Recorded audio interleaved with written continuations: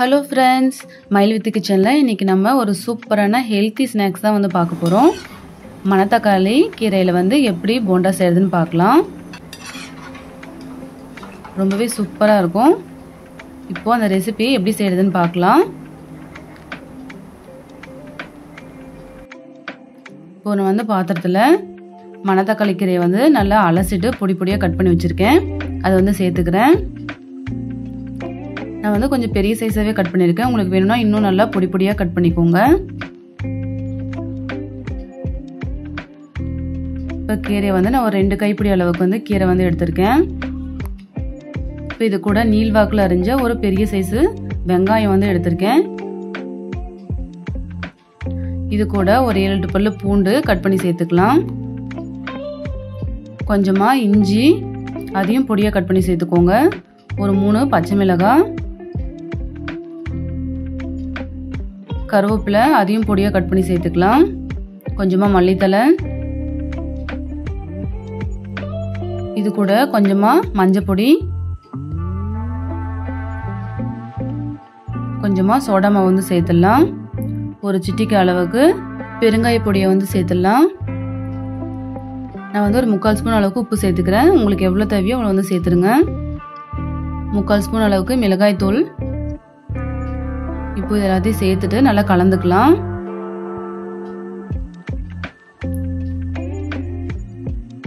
இப்போ நம்ம சேர்த்துக்கிற மசாலா வந்து வெங்காயத்தில் கீரையில் நல்லா படுற மாதிரி ஃபர்ஸ்ட் வந்து நல்லா மிக்ஸ் பண்ணி எடுத்துக்கலாம்.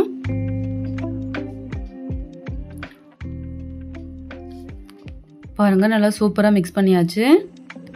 இப்போ இது கூட 1 கப் அளவுக்கு கடலை மாவு வந்து சேர்த்துக்கிறேன்.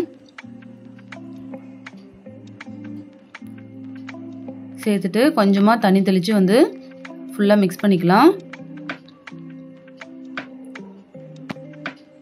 ஸ்டார்டிங்லேயே வந்து நிறைய தண்ணி விட வேண்டாம். கொஞ்சமாக தண்ணி தெளித்த மாதிரி விட்டு வந்து மிக்ஸ் பண்ணிக்கோங்க.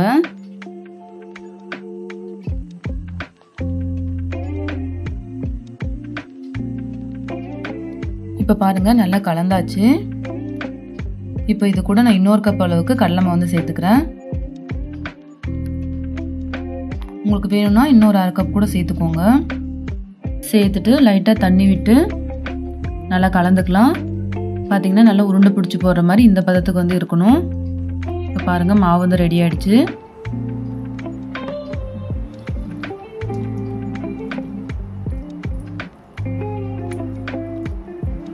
பாருங்கள், நல்லா மாவு வந்து நல்லா உருண்டை பிடிக்க நல்லா சூப்பராக வருது. இதே மாதிரியே நீங்களும் செஞ்சுக்கோங்க. இப்போ வந்து எண்ணெயை வந்து சூடு பண்ணிடலாம். எண்ணெய் நல்லா சூடாயிடுச்சு. இப்போ ஒன்றை போட்டு பொரிச்சு எடுத்துடலாம்.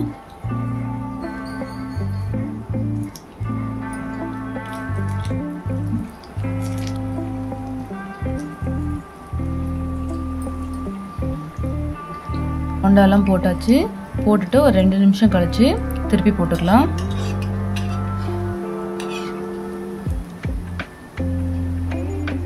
இப்போ இதே போல் எல்லா போண்டாவையும் நல்லா திருப்பி போட்டுக்கலாம். நல்லா வந்து வேகட்டும்.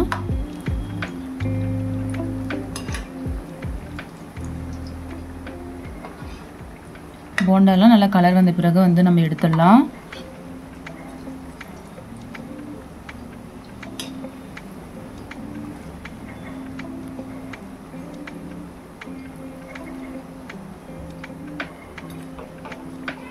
பாருங்க, போண்டா நல்லா சூப்பராக கலர் வந்துருச்சு.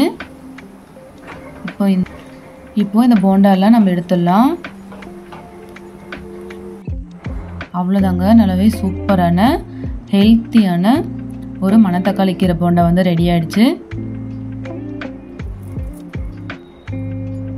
மணத்தக்காளி கீரை வந்து பார்த்தீங்கன்னா வயிற்று புண்ணுக்குலாம் ரொம்ப நல்லது. இந்த கீரை கிடைக்கும் போது கண்டிப்பாக சாப்பாட்டோட சேர்த்துக்கோங்க. இந்த ரெசிபியை நீங்களும் வீட்டில் ட்ரை பண்ணி பாருங்கள். எப்படி இருக்குன்னு கமெண்ட்ல சொல்லுங்கள்.